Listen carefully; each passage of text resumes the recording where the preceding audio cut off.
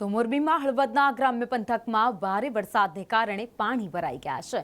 રાયસંગપુર ગામે ખેડૂતોનો પાક પાણીમાં ગરકાવ થયો છે। ખેતરમાં કપાસ, મગફળી સહિતનો પાક હતો એ પાણીમાં ગરકાવ થઈ ગયો છે। 1000 વીઘાના ખેતરોમાં વરસાદી પાણી અત્યારે ભરાઈ ગયા છે। વરસાદી પાણીનો નિકાલ ન હોવાથી ખેડૂતોને ભારે મુશ્કેલી વેઠવી પડી રહી છે। તો હાલમાં વરસાદી માહોલ રાજ્યભરમાં જોવા મળી રહ્યો છે, ત્યારે હળવદમાં પણ ધોધમાર વરસાદ વરસ્યો। વરસાદ વરસ્યા બાદની સ્થિતિ આપ જોઈ શકો છો, જેમાં ખેડૂતોને પારાવાર મુશ્કેલી વેઠવાનો વારો આવ્યો છે, કારણ કે પાક તો વાયો હતો પરંતુ પાણી ત્યાં ખેતરોમાં ભરાઈ ગયા છે।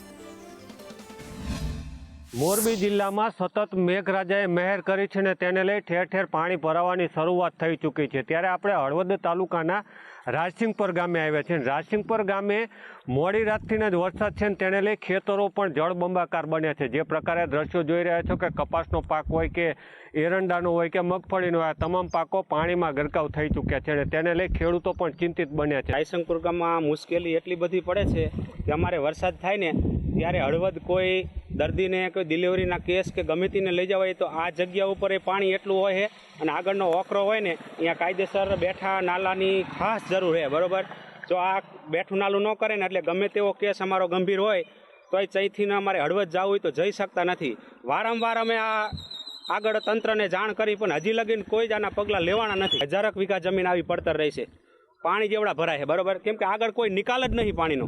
કયા કયા પાકમાં નુકસાન થાય? અત્યારે જાજુ મગફળી, કપાસ, આ બેમાં વધુ એમ મોટું વાવેતર જ અમારે કપાસ અને મગફળીનું જ છે।